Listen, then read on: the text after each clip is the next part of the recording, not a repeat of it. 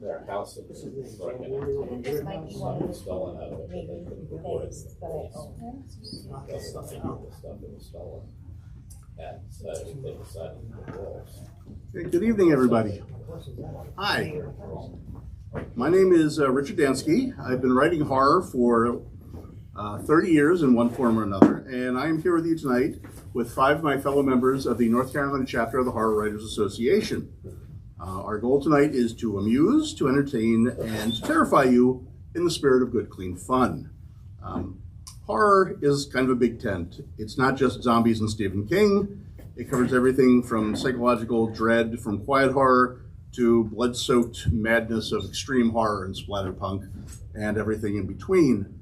It's about cosmic monsters and sexy vampires and ghosts, and it's about dressing up what are our very real fears and terrors, putting some fancy clothes on them, putting them in a safe space where we can confront them in ways we can in the real world, and then going home feeling good afterwards.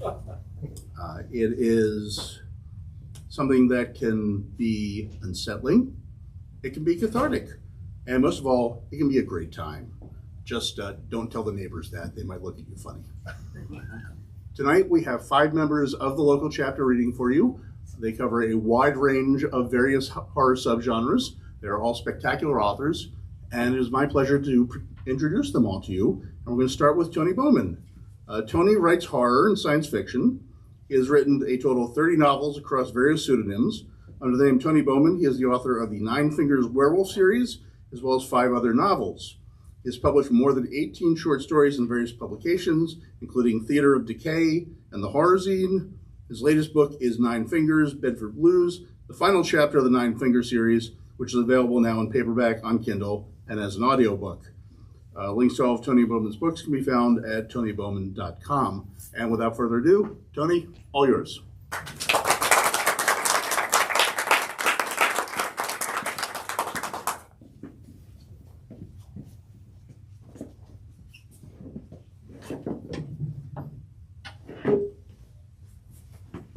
How's everybody doing tonight? Can you hear me? Yeah. Yep. Very good. This is probably, I think, my 4th or 5th book that I'm going to read from. It's called The House on the Hill. Creation is a game of chess that God plays against himself, warring with the 2 sides of his nature, Merlin to Leosin. And we came upon them in the night, huddled together in unholy communion. They had no fear of the cross, and when they were disturbed, they tore into us as harpies and gave no quarter. Bertrand du Guesclin, circa 1350 AD. It will have blood, they say. Blood will have blood. Shakespeare, Macbeth, Act 3, Scene 4. In this house on a hill, the dead are living still. Their intention is to kill, and they will. Keep your children safe inside, out of pocket, out of mind, until they drink the wine, and they will. Ben Phillips and Taylor Momsen, The Pretty Reckless, House on a Hill. The title of this book is The House on the Hill. Act 1, The Burning. Gene Stinson watched the house burn from 2 streets away. His pickup was idling, heater blasting as the snow fell outside. The flames climbed 100 feet into the air, backlighting the heavy snow. It was almost beautiful, a snowstorm in hell. And at the heart of the inferno, it really was hell. He heard their screams in his head as the fire found each one, trapped them, consumed them. Each one a victory, albeit a hollow one. He had failed. Gene had stood outside the house when it caught fire. Too close, but he no longer cared. He was happy to burn with it. There were real physical screams inside then as the occupants realized they were trapped. The fire burned on all 4 sides of the old Victorian, moving from the outside in, fueled by gasoline. Gene fell on his knees and cried. It was finally over. After 40 years, it was done. Then he heard the roar of the engines. Somehow they had gotten out, not all, but some. The first car that appeared out of the smoke was the Lincoln. It swerved onto the street without noticing him. The second was the old school bus, painted a pale blue with newspaper taped over the side windows. Gene grabbed his ears and almost buried his head in the snow as the bus passed. It was a useless gesture. The ear-splitting screams from the bus were inside his head, not outside. The occupants of the bus were projecting their thoughts at him, at the entire neighborhood, screaming in anguish and horror and hatred. Gene scrambled for the pistol in his jacket pocket. He got a glimpse of the driver as the bus turned onto the street. Oak. He glared at Gene with his black eyes and then put his foot to the floor. The last vehicle was the pickup. She was driving. Miriam stopped in the driveway, looked at him. Tears were streaming down her face. Her lips mouthed the word, "Why?" Gene hadn't answered. He raised the pistol and fired. The bullet struck the metal door of the pickup 2 inches from her face. She glared at him as she roared out of the driveway, dragging the small camper trailer behind her. That had been barely 15 minutes ago. The fire engines roared by in a blur of red and silver. The police came next, blocking off the street. But there was little need. The streets around the house were empty. Their occupants had left long ago. Each would have had a reason for selling their home or simply abandoning it. A seller's market, they would say, or it's too cold in Minnesota. Few of them would have or even could have told you the real reasons. The feeling of cold even when the weather was warm. The nightmares that came like rats in the night, gnawing into their brains and showing them terrible things. The voices they heard when nobody was around. The fact they could not will themselves to look at the old Victorian house that now filled the sky with flame and smoke and ash. The neighbors had left, or they had gone insane and been removed. There was no middle ground. And the firemen who dragged their hoses out as Gene watched, they would direct the jets of water at the wrong areas without even realizing it. Some primitive part of their brains sensing the danger and whispering, "Let it burn." The stereo in Gene's truck was expensive. The truck itself looked like junk, but the engine was new. Social Security went a long way when your house was a pickup, your kitchen was any roadside diner, and your bathroom was in any truck stop you chose. The radio was a splurge with Bluetooth to connect his cell phone. His truck was his entertainment room and his phone booth. This is Victoria Dark, and you're listening to Voices from the Dark, broadcasting live from Prescott, Arizona, the radio said. It's open mic night. You have a story of UFOs, shadow governments, or things that go up in the night, and give us a call.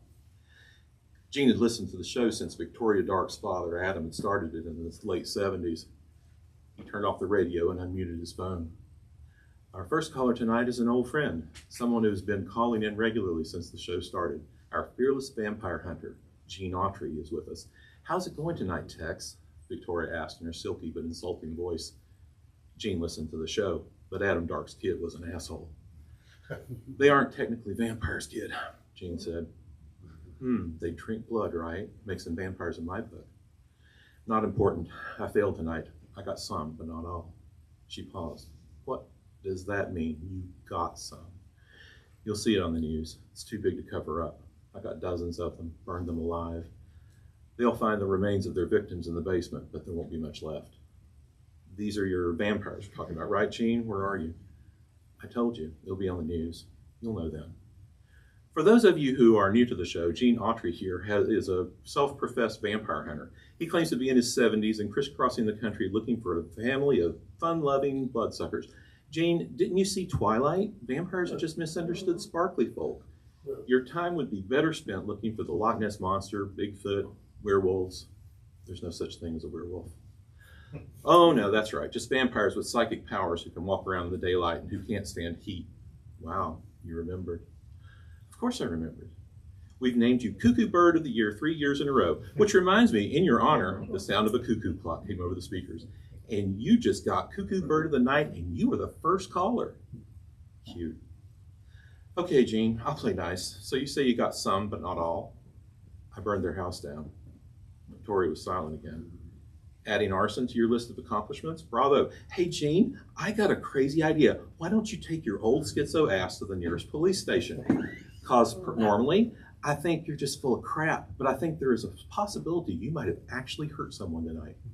Gene sighed and looked at his hands. If I'd gotten them all, I would have. The job's not done. So you just called tonight to cry on my shoulder because you didn't kill enough people, cowboy. They're not people, and no, I call because there are people who listen to this show who believe me, and I need them to know the family is on the move. They've left Minnesota. Look for unexplained deaths and disappearances, the smell of death and decay, and nightmares, bad nightmares that stay with you when you wake up. Uh-oh, Minnesota? My producer is telling me there is a 4-alarm fire going on in Minneapolis right now. Confirmed deaths. Did you set that fire, Gene? Goodbye, kid. Why call me, Gene? You want me to be your biographer? No, I call you because you get the word out. Tears. Miriam Tilford cried. She'd been crying for over 600 miles. Light rain was falling as they paralleled Interstate 64 at 2:30 in the morning. They needed to stay off the main roads. The caravan of cars from Minneapolis drove slow through the Indiana countryside, but not so slow as to attract attention. A Lincoln Town car in the lead, an old school bus in the middle, and Miriam bringing up the rear in the Chevy Silverado, pulling her white and green camper. Everything had been perfect in Minneapolis. They'd been strong there, almost 50 young, a half dozen ancients, a dozen protectors like Miriam, and old. He drove the bus ahead of her on the rain-slick highway. The red brake lights flashed heading into the turns. The bus meandered every so often into the left lane. His sorrow was showing in his driving. She could feel it rolling back to her like waves on the ocean. A fragment of Oak's thoughts, an image of one of those now dead and burned in Minneapolis, would pass by like a ghost left on the road. Miriam made her thoughts calm. She had no psychic ability, but Oak was connected to her. Even though he was in the bus 50 feet ahead of her, his mind touched hers. She felt him looking into her mind in solace, and she gave it. The bus swerved. Oak was calm, but his passengers were not. A tidal wave of emotion spread out to circle from the bus, a scream of anguished hate from the dozen young vampires who huddled together inside. Oak was shaken, and Miriam cried out in terror as emotions passed through her. In a trailer, a quarter mile from the road, a good and kind man woke from his sleep and strangled his wife to death. Animals a mile away ran in a blind panic into trees and cliff walls, dashing their brains out. Children 5 miles away awoke from nightmares that would leave them screaming for hours. Thank you.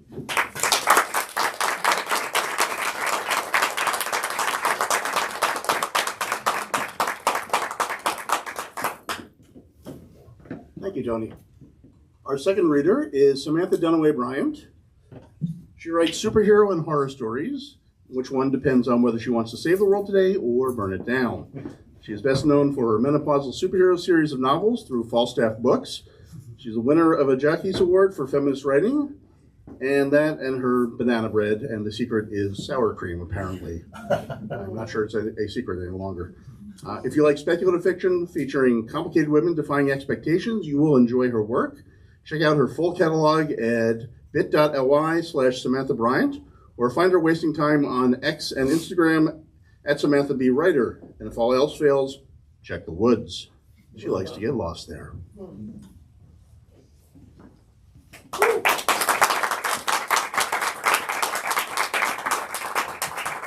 Hey y'all, thanks very much for coming. The story I'm going to read tonight is my newest release. I don't actually have the book though, because it's so new that I don't have the book. So the book is called Dark Spores. It's an anthology from Chrome Girls Press, which is a feminist horror press that I love working with. This will be my 4th time working with them. So the story is called The Mushroom Child. Nancy's daughter bought her a foraging class for Mother's Day. "You need a little nature therapy, Mumsy," she said, presenting her with the gift certificate to a local farm. "This will get you out into the trees, fresh air, and something useful at the same time. You might make some new friends." Neither of them commented that it was something Jackson never would have done, though Nancy was sure her daughter knew that. Her husband had been a city boy through and through, and Nancy had been the one to take the children to look for tadpoles or look at interesting tree formations in the woods, the few times that it had happened. It hadn't been often. Before she'd married, Nancy had been the kind of girl who climbed trees to peek into birds' nests or laid down in the grass to watch clouds move across the sky. Somewhere along the way, without realizing it was happening, she'd become a woman with a regular appointment at the nail salon and a closet full of dry clean only clothing. Now she was 60, adrift, and struggling. There were so many parts of herself that she'd let fall by the wayside. She didn't exactly blame Jackson, but he had been part of it. She tried so hard to be dignified for him, to be the right kind of wife to support the life they built together. Now that he was gone, she wasn't sure what she wanted to reclaim from the girl she had been and what was well and truly gone, no longer part of the woman she was now. So she'd gone to the class, hoping to find out. Lizbeth had been right. Nancy had loved getting outside and squatting down on the ground to examine varieties of fungus she had never imagined were just a few feet off the paved path. She'd learned about edible varieties and how to tell them apart from close cousins, though she hadn't risked eating anything she'd found yet, not trusting her skill enough to chance it. But she loved looking at the mushrooms and taking photographs of them more than she liked eating them anyway. Tiny secret beauty that had surrounded her all this time and she had never realized. This morning, her eyelids had popped open early. It was barely 6, but sleep was done with her apparently, so she decided it would be nice to get out before the summer's heat made the day unbearable. She'd packed a small bag with water and snacks, made sure her phone was fully charged and her boots were tightly laced, then hit the trail in search of fun and fungi. The rains of the past few days had made the forest path she favored more than a little muddy, so she had to move carefully. But the trees and plants were lush, and an air of contentment emanated from the woods, as if the entire forest was letting out a long, deep sigh. Nancy had taken more than a dozen pictures of a variety of fungus that she'd look up later while she was watching old movies on the sofa. Her new cell phone had a much better camera for macro photography, and some of the photographs were really quite good. She'd have to send them to her daughter later, as a thank you for the class that sparked her interest.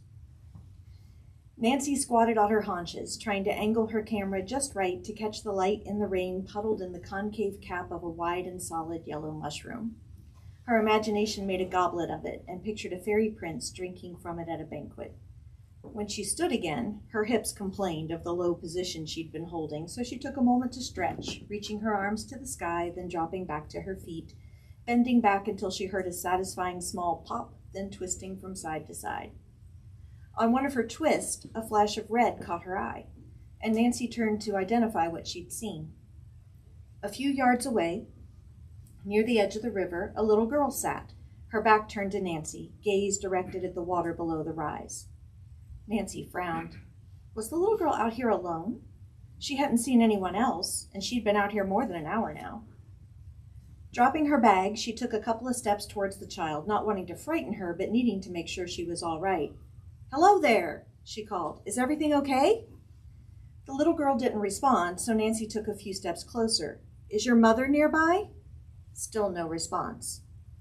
"I don't want to scare you, sweetheart," she called, closing the distance in a few more steps.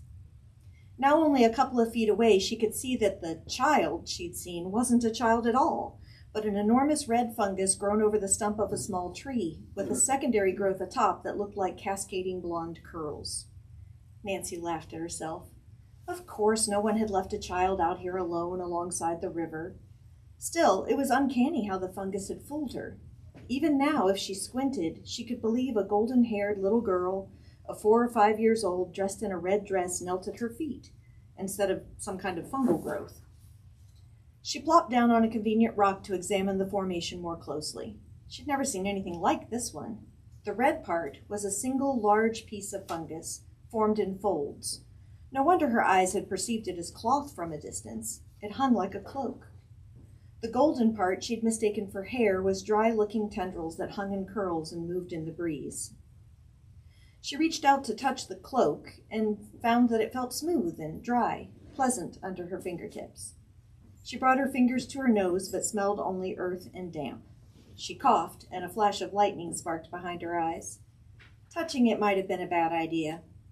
Hadn't her teacher warned her to not just touch random plants and fungi if she didn't know what they were? Nancy had been fussed at more than once for her tendency to stroke and pinch the things they found on their foraging walk with her bare hands. A few flakes of red clung to her fingertips, and she brushed them off on her pants. "Huh," she said out loud. "You really looked like a little girl." She stretched her hand forward and touched the long tendrils that had looked so much like golden blonde curls in the sunlight. She couldn't help herself. She had to know. The strands did not feel like hair. They were rougher, coarse, and at the same time, sticky. In fact, they wrapped around her hand, entangling her fingers. "Gross," Nancy said, tucking her hand back. Her fingers did not come free. The stringy bits pulled tighter against her skin, becoming uncomfortable, even a little painful. What the hell? Panicking a little, Nancy tried to get to her feet, but fell right back against the stone she'd been resting on, smacking her tailbone painfully. It was like she'd tried to get out of a car without taking off the seatbelt first. She looked down to see what had snagged her, and saw that similar long golden strands like vines were wrapped around her feet and legs. She set down the phone she still clutched in her free hand and grabbed at the strange ropey loops binding her legs and feet, working a finger beneath to tug a thicker one away from her thigh. Her pulse was racing now. This was more than just weird. And now her finger was stuck too. Nancy wiggled her whole body fiercely, trying to work some part of her free. As she watched, the twines encircling her grew thicker. She couldn't really feel the hand that had gotten tangled in the hair-like strands anymore, just a weird tinkling sensation, like she'd slept with her arm at a strange angle and it had gone to pins and needles. She whipped her head around, looking for anything she could use to pull herself free, or another hiker she could yell to for help, but she saw only moss and twigs, plants and trees, not another person in sight. The river burbled pleasantly below, indifferent to her struggles. She spotted her phone on the ground and pushed her body toward it with all her might. A tearing sensation made her cry out as she fell off the rock. Her feet, however, remained caught, and she ended up on her knees, facing the river. Tears ran down her face freely now, but she couldn't wipe them away with both her hands caught. Something crawled up her back, poking under her shirt. Nancy screamed, frantic now, jerking her body spasmodically even though it sent white-hot sparks of pain into her hips and legs. She felt herself tilting, leaning closer to the stump, and fought against it, muscles shaking from the effort. She sucked in gasping breaths that hurt, like poison instead of air had funneled into her lungs. Stars shot across her vision again, and her head swam. The next thing she knew, she was leaning against the fungus-colored stump, her head resting against the golden ringlets like she was comforting a disconsolate child. She could no longer pull her head away. Weariness overtook her, and her eyes fell closed. She forced them open 3 or 4 times, focusing on the clear, beautiful water in the river in front of her. It sparkled in the sun now, like magic. At least the last thing I saw was beautiful, she thought, and went to sleep. The police found her phone a couple of days later, after Lizbeth reported her mother missing.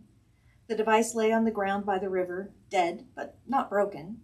They found her bag, too, the granola bars torn open and covered with ants, the water bottle rolled a few feet away.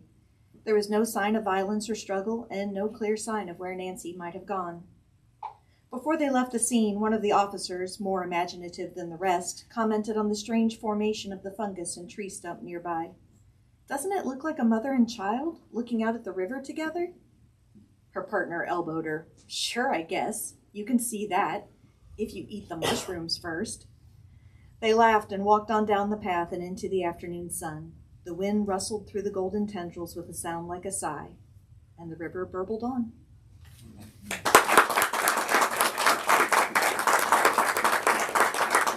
whole anthology is mushroom horror. And so if you enjoyed that and think you might like more of it, check it out. It's Dark Spores.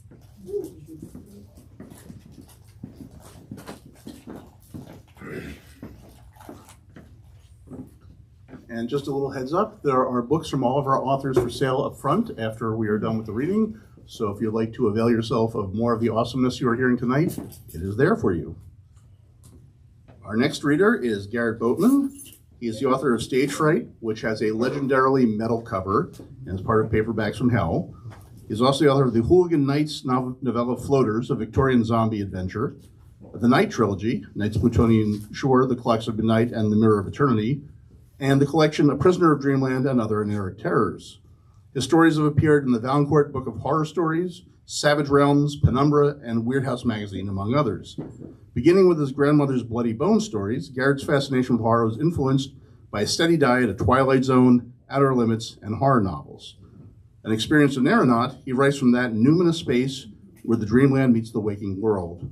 A member of the HWA, the SFWA, and the British Fantasy Society, Garrett lives in coastal North Carolina. Take it away.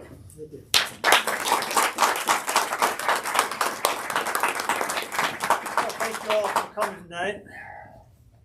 I'm going to read from Night's Plutonian Shore. Some copies are out there. This is my Jekyll and Hyde novel. A group of young people experiment with psychotronic generators and inadvertently produce doppelgangers, doubles of themselves, who try to take over their lives. Now I'm going to read one of the confrontations. I'm going to put these on first, though, right?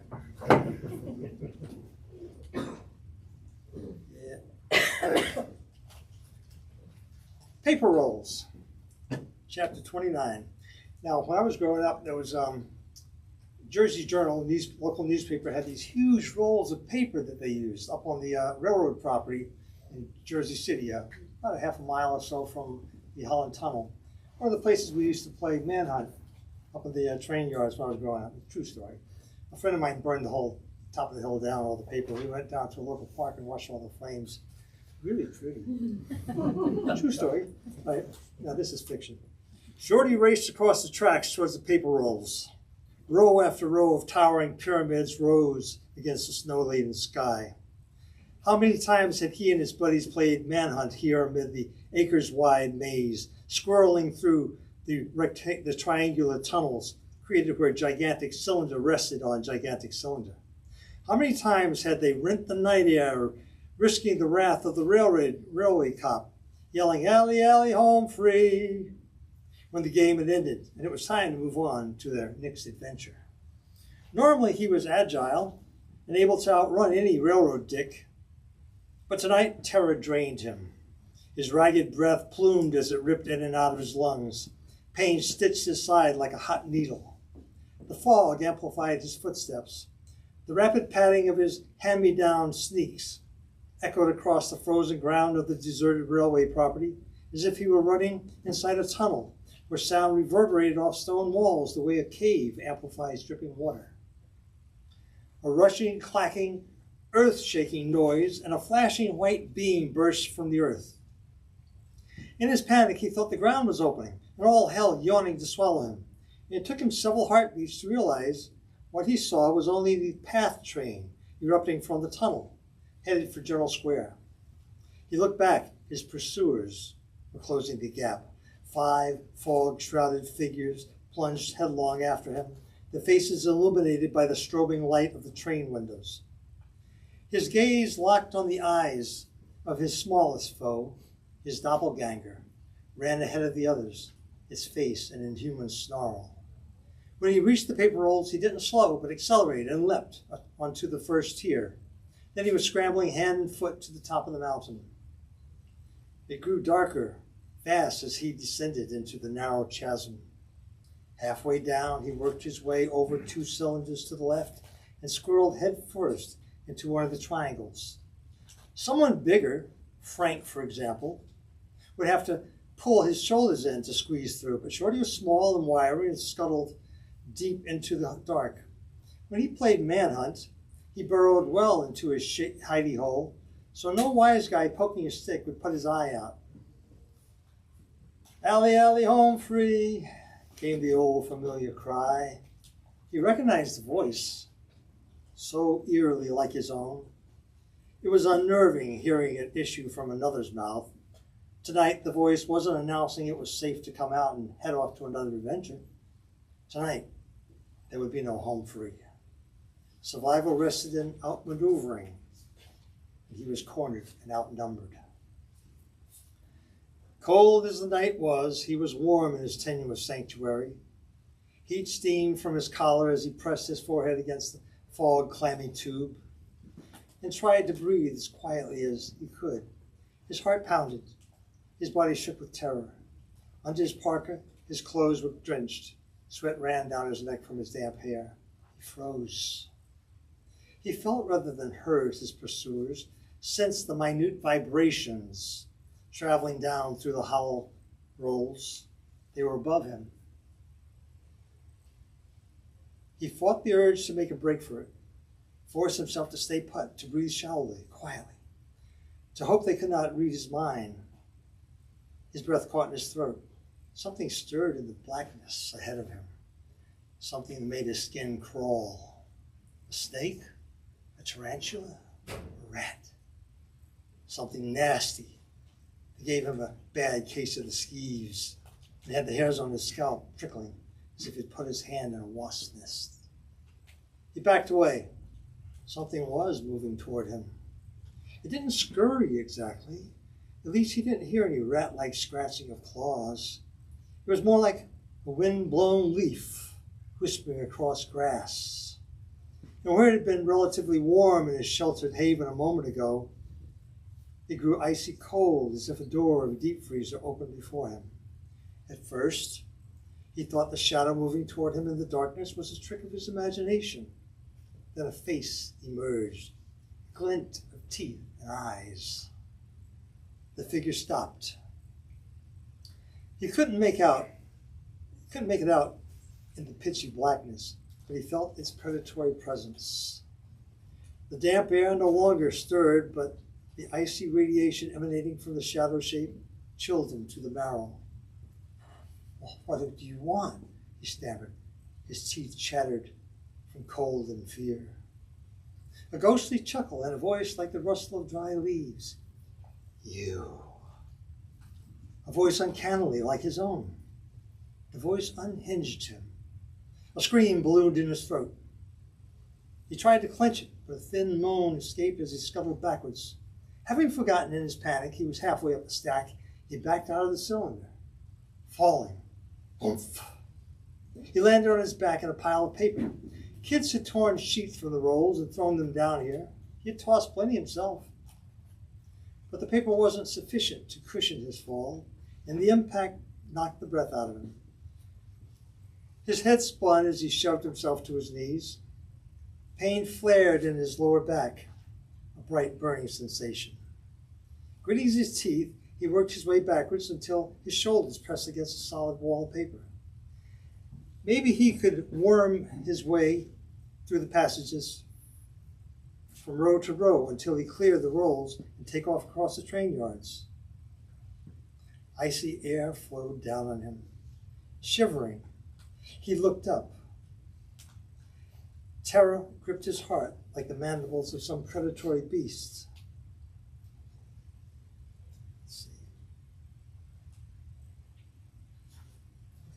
Halfway up the wall of paper, the wall of the paper canyon, backlit by a strip of fog-white sky, a phantasmal shape hovered in the mist. Despite the intervening dimness, he saw its features clearly. His face glowed with the eerie luminescence of the fog. His gaze was drawn, silently commanded, to the doppelganger's eyes. The dark did not rob them of their color, nor were they the green of his own, burned red, like eyes in a photograph. The creature wore his missing jacket. If he squinted, he could make out the bulldog logo on the breast. The thing drifted toward him like a mannequin on wires. There was something familiar about his unearthly twin, he thought as he cringed against the damp paper, something other than the ghastly resemblance. He groaned as the memory returned, a memory he'd rather have left forgotten. At 7, he had developed an unreasoning fear of the dark. Fear wasn't the word for it. When he and his brothers were ordered off to bed, the light was put out. He would lie there listening to the creaks and groans of the old house settling and to the thumping of his heart in the sleepless night, while 2 of his brothers snored in the same room. The closet door was painted white. And if he stared hard, he could just make out its eerie rectangle floating in the dark. The door had no latch. It remained forever ajar. Between the pallor of the door and its painted jamb, the narrow opening was the blackness of the pit. Inside the closet, or in whatever ungodly place the closet opened unto by night, lived the ghost. That was the way he thought of it anyway, the ghost. The creature was long and white and with an impossibly thin head. Its eyes and mouth were large black circles in its flower-white face. As he lay there staring into the darkness, his eyes burning and his heart thumping, the door would open. Slowly, ever so slowly, and never opened much. Didn't have to. The ghost was thin, ever so thin, and tall as the door, taller. It seemed to stoop as it peered out at him, as the house groaned and popped and his brothers snored. He knew better than to scream.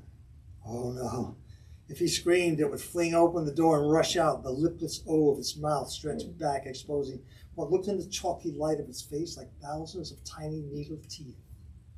So he bit his tongue, and the door opened slowly, ever so slowly, while the hours passed in the ticking blackness, and his heart banged away in his chest like some noise-happy kid with a Chinese drum. Shorty's doppelganger reminded him of that long-ago terror. And as he cringed on the damp, paper-matted ground, he made a mental leap he wouldn't ordinarily have made.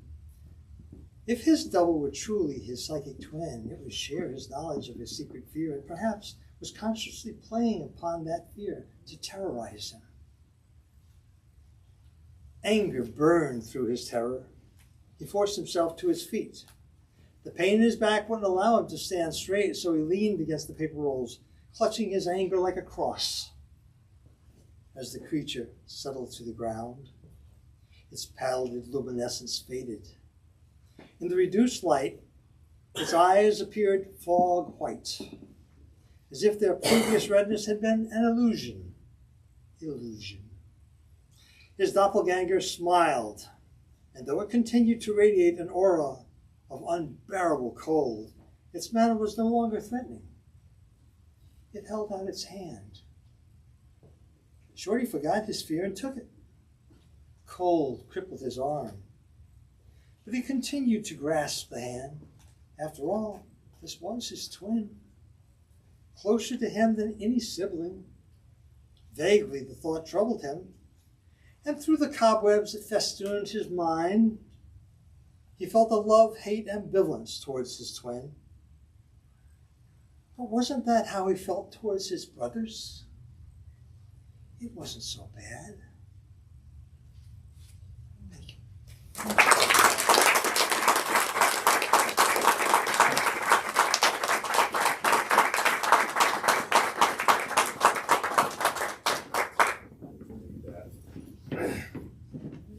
Our fourth reader is someone I'm very proud to call a friend. He has done a bunch of awesome things which he did not put in his bio, but you should give him a ton of respect for. He's also the best person in the world to have an in-depth conversation about cannibalism with in a dive bar in Morganton in the middle of the night, just in case you were wondering. Robert Creekmore is from a rural farming community in northeastern North Carolina. He's an NCSU alum and a retired special education teacher. Robert is the author of 3 traditionally published Southern Gothic horror thriller novels. He's a Manly Wade Wellman Literary Award finalist, and his work has been compared to that of Quentin Tarantino, Tom Piccirilli, and Chuck Palahniuk. And his books are among those most frequently stolen from North Carolina public library systems because they are awesome.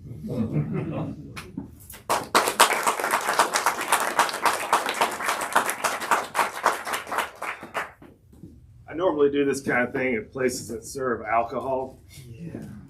So when Rich told me to come here and do this, he was like, this is a classy joint. So no talk of necrophilia or cannibalism. So if you want to talk about that, we can do it later. So I decided I'd read from what was called the darkest book of 2022, which it is. However, the chapter I'm going to read is not the darkest part. I want to show why my protagonist fights for what she does, because every protagonist should have a beginning where they show what you can identify with and then watch them go into the depths of hell and then be rescued by themselves or others so that you get that lift and that elated feeling, and then you see the light, and the light is like coming out of a cave, and it makes you see how much brighter it actually is. So anyway, this is the first chapter abridged from that Manly Wade Wellman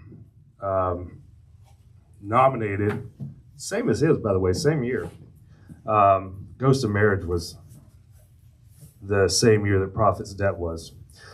So, more than 100 folded pieces of notebook paper lined the bottom of the desk drawer in my small bedroom. Each holds poetry that was written for me by my best friend, Tiffany Bullock. The calendar posted over the desk has a giant red circle around today's date, Thursday, August 12th, 1993. Encompassing that red circle are the words, Perseid meteor shower. It peaks tonight. Tiffany isn't just my best friend, she's my only friend. My name is Naomi Pace. At 14, I'm already 5'10". This fact is something my classmates will not let me forget. They're also not too keen on what my mom calls me being a tomboy. I cut my blonde hair as short as my mother will allow, which is roughly chin length. I have no interest in wearing makeup or dresses. I like wearing oversized overalls. They let me hide my body from the world. I am interested in nature. I spent a lot of time after school and on weekends catching any critter that moves and will fit in my half-gallon mason jar. Usually Tiffany is somewhere nearby while I turn over rocks or run a net through Stony Creek. I think I want to be a biologist. Tiffany says she wants to be a writer, and that she does in earnest. I've received an average of 1 poem a day for the last 6 months. Even when she follows me into the woods, Tiffany has a book, a notepad, and a pen. She's even gotten pretty good at drawing some of the creatures that fall prey to my curiosity. These temporary prisoners are eventually set free back to whatever life they were leading before their harrowing abduction. We live in a small town named Rocky Mount. Despite the name, there are no mountains to be found. Rather, it's nestled in the northern coastal plains of North Carolina. Essentially, we live in a swamp, which suits me just fine. I'm still looking for my first alligator. Tiffany and I have a few places of refuge. One of them is the old Braswell Library downtown. It smells of old paper and ink. If I had synesthesia, I'd pair it with the olfactory sensation to intrigue and rare knowledge. Tiffany dedicates her time to literary fiction and I to whatever biology text I rummage up. I spent countless hours looking through scientific illustrations, attempting to identify my most recent hostage from the animal kingdom. The head librarian says she doesn't care as long as the jar stays closed. Yeah, sometimes it doesn't. Tiffany sleeps over most weekends. I assume it's to escape her mother for a while. Her mom is a bad person, but she's a lousy parent. This summer, though, she's slept over almost every night. During the day, she walks a half-mile track through our neighborhood to check in with her mom. Tiffany doesn't know her father. He abandoned his family directly after she was born. Perhaps that's lucky. My father isn't someone I'd choose to spend time around if I had the choice. I'm an only child. Tiffany has an older sister named Leslie. Leslie is 16 and just purchased her first car, a white four-door 1986 Toyota Corolla. Tiffany is at home right now, making sure Leslie will come through and give us a ride to City Lake later tonight, which is where we intend to view the meteor shower. We wanted to go further out of town, but Leslie only agreed to take us to the lake because she's going the same way. The City Lake is circled by a road. At one end, the City Lake is circled by a small road. It's one end of a strip teenagers cruise. The other end is a shopping center about 2 miles away. They drive in loops for hours, rarely doing more than just looking at each other. Luckily, there's a small, dimly lit island on the lake that's only accessible by bridge and is mostly well-maintained grass. I hear the back door open. Tiffany doesn't knock or use a key. The door isn't locked anyway.